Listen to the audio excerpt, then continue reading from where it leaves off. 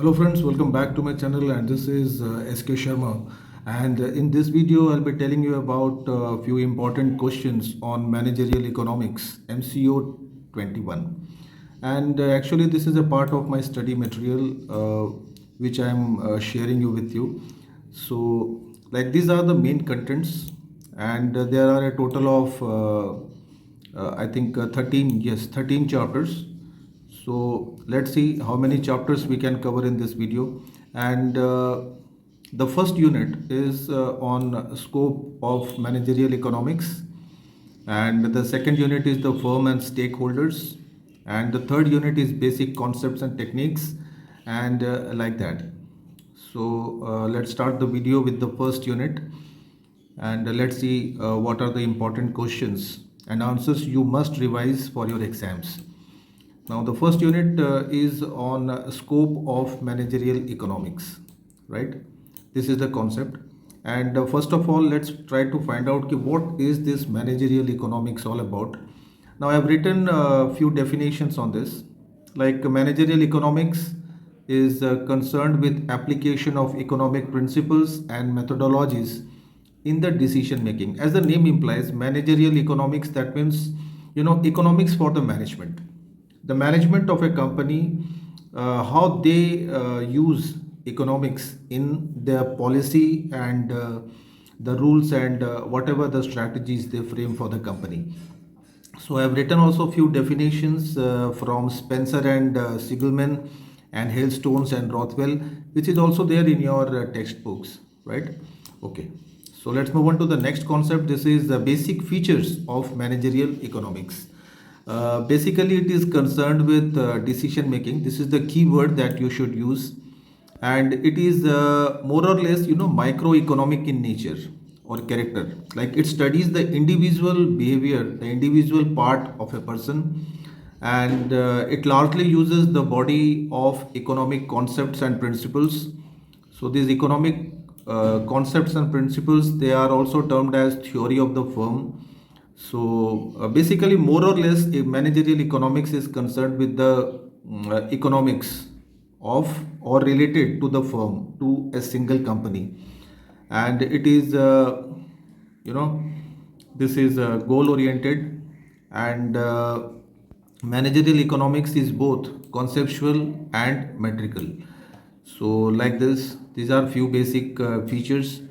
And the next concept is like, can we say managerial economics is science or art?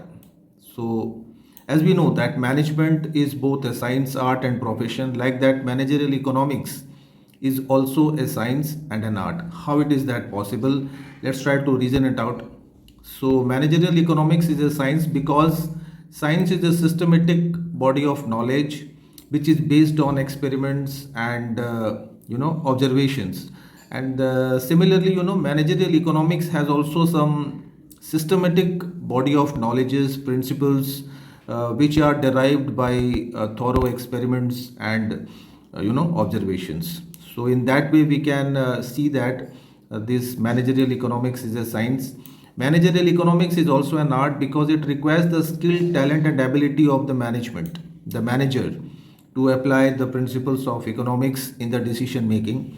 So like that, you can expand your points, right? Let's move on to the next concept of this unit. This is the nature of managerial economics, right? So basically, there are four basic nature.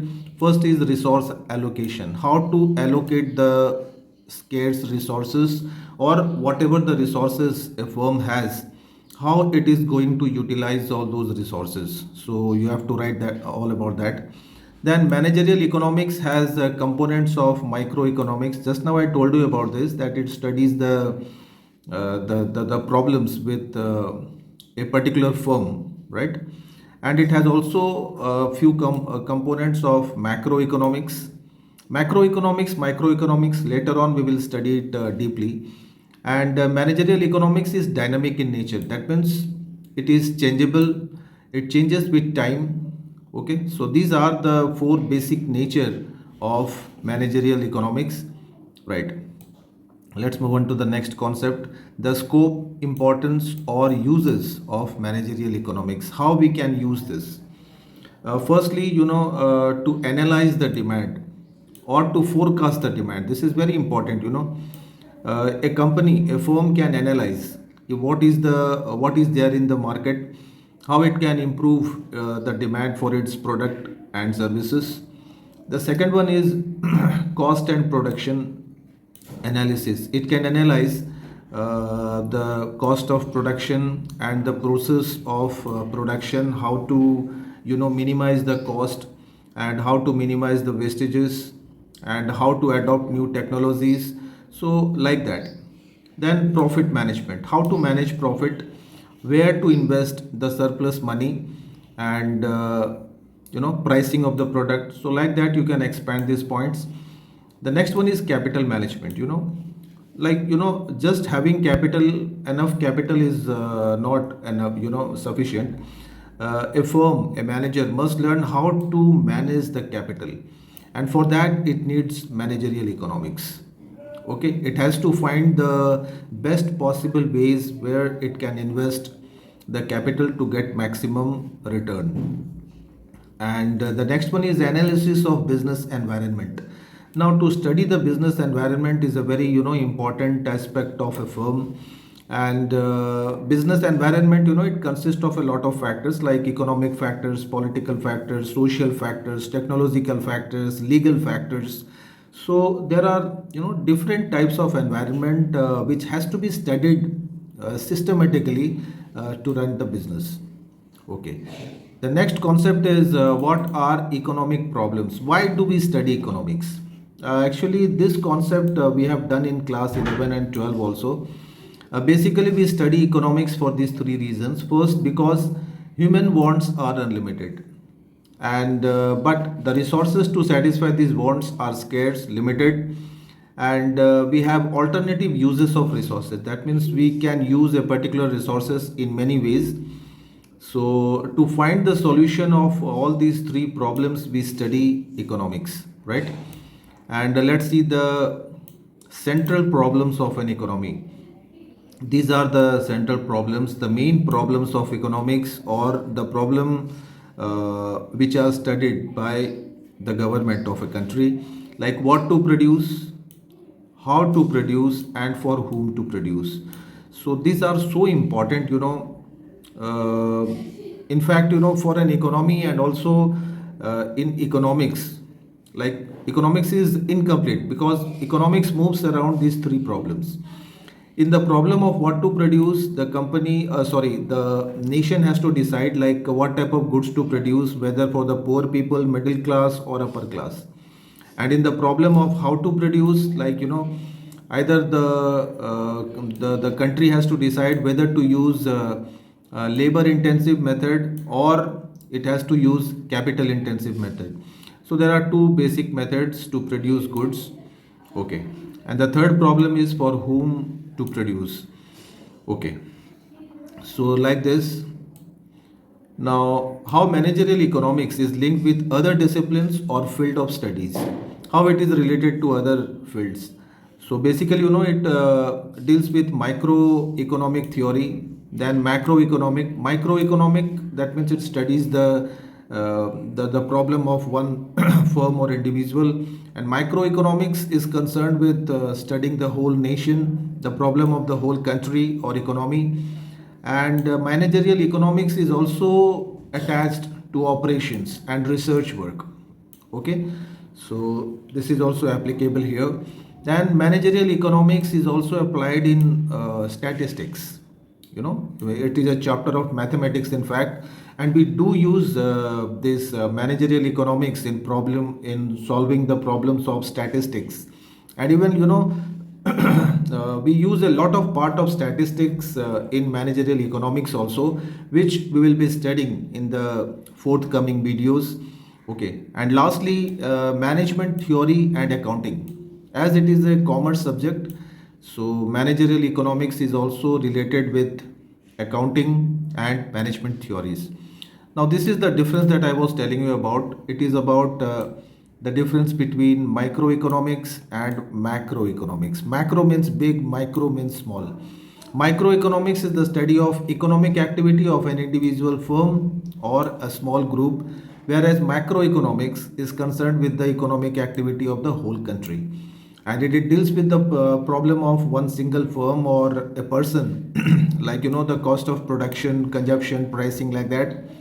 And macroeconomics, it finds the solution of these problems, like bigger problems: unemployment, poverty, illiteracy, foreign trade, like that. So macroeconomics definitely is a very broad concept, very big concept, whereas microeconomics is a narrow concept. So like this. So this was in unit 1. Let's move on to the next unit, unit 2. And the unit 2 is on firm stakeholders, their objectives and their decisions. So let's start with the first concept. What are the basic objectives of a firm? This question comes quite many times in the previous year's exams. So you must prepare this question well. Now these are the 5 different objectives of a firm, like to maximize profit, to maximize the value of the firm, that means its market value, and to increase the market share or market dominance, that means to increase the demand and sales of its goods and services. And it has some objectives or responsibilities towards society and environment, like not to pollute the environment, like that. And lastly, profit satisfying. So like this, these are the 5 basic main objectives of a firm: profit, value, market share, then social concern, and profit satisfying. So this is what I have explained here. Okay, so let's move on to the next thing. That is, there are some basic principles which are employed in managerial economics, and you might get short notes on this. I have written all the important principles of managerial economics, and let's start with the first one, and this is the equi-marginal principle. Now, as the name implies, equi-marginal, that means you are getting equal marginal utility from consuming the product. That means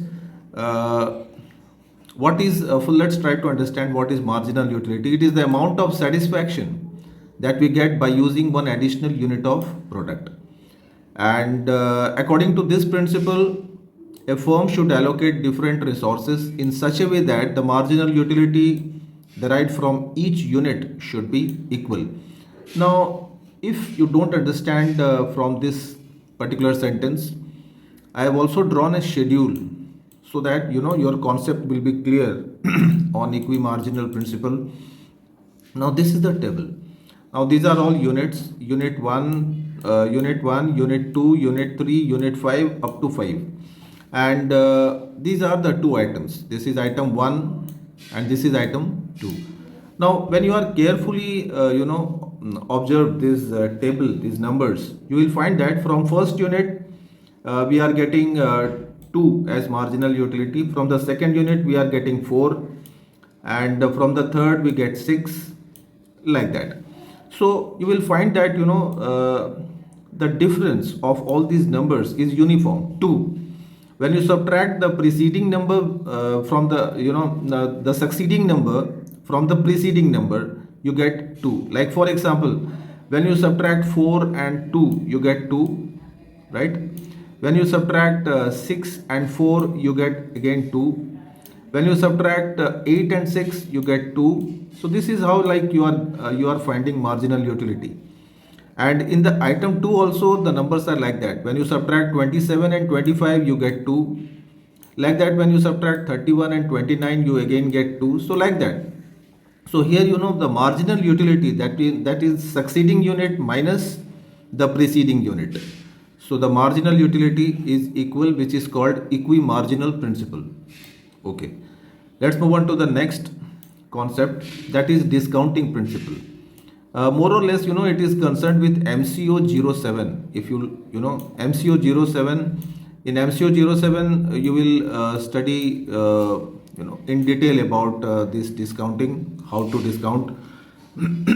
Now, according to this principle, the present value of a rupee is calculated for a future investment, and we use a formula, to derive the present value of the future investment, and this is the particular formula that we use.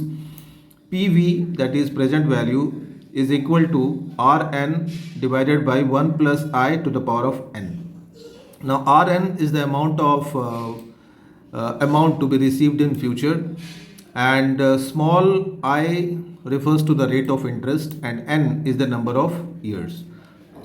So, by using this principle, this formula, we can calculate the present value of any investment that you are going to make. Okay. The next principle is the opportunity cost principle. Let's try to understand what is opportunity cost. Now, it is generally the amount of one commodity to be sacrificed in order to produce another commodity. That means you are sacrificing one commodity for the other because the resources are scarce. You have to choose one of the commodity, and the opportunity cost is also termed as, it's a very good statement. Opportunity cost means opportunity lost, and we can also define it in this way, that resources that are shifted to produce a commodity from the other commodity are called opportunity cost. So basically you have to your explanation will be focused on this. Now this is the schedule that I have made for this. There are two products, machines, and this is marginal MOC, that means marginal opportunity cost. Machine and wheat, there are two products, and these are the different marginal opportunity cost, and the firm has to choose like what to manufacture. Basically it is a macro in nature. That means the whole country, a country has to decide whether to produce more of wheat or machines. Okay, so it depends on the policies of the government, right? The next concept in this unit is production possibility curve. You might have studied in class 11 and 12 also, PPC. Basically, what is this PPC? PPC is a graphical representation of the central problems of what to produce. What to produce? Whether to produce wheat or machines, whether to produce rice or cars. So, these are very big problems that has to be, that has to be answered, that has to be assessed by an economy, right? Because the resources are scarce, the technology is also limited. So a country has a very big problem of this. Now this is the PPC schedule. There are two commodities here, wheat and machines. Now there are different combinations here, possibilities. These are possibilities or combinations A, B, C, D, E, F.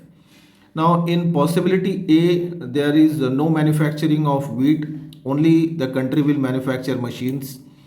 In possibility B, the country will manufacture only 1 kg of wheat and 14 pieces of machines.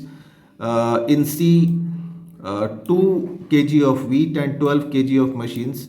So like that. Now the company has to decide which combination is going to favor them, which is the best combination for them to maximize the social welfare, right? Because when you are producing one commodity, you have to sacrifice the other commodity. So that is opportunity cost. Basically this PPC is fully related to opportunity cost. Now these are few assumptions of PPC, like the available resources are fixed, technology is fixed, it doesn't change, the resources are fully employed, and the resources are efficiently employed. Okay, now let's move on to the very new concept and very important concept, and this is a short note on the invisible hand. This question strikes in the exams quite a lot of time. Now this concept was developed by Adam Smith, who is also called the father of modern economics. And according to him, the economic system, when left to itself, is self-regulating. It automatically makes changes due to the presence of demand and supply forces. And the basic driving force in the system is to enhance its own economic welfare. and automatically, the forces of demand and supply gets adjusted in the economy. That is the main basic principle.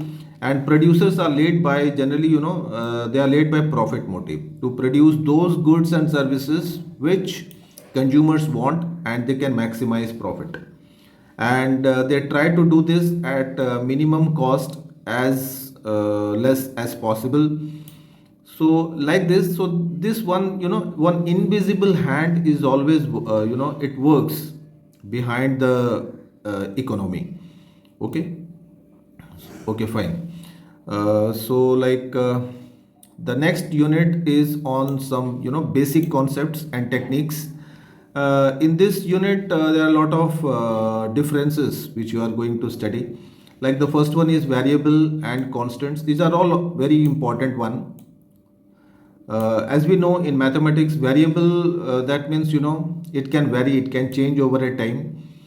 And constants, they do not change, they have a fixed value. Now you can better understand with this equation, like x plus y equal to 7, where x and y are variables. And in the same equation, this 7, we know the value of 7, and this is called constant.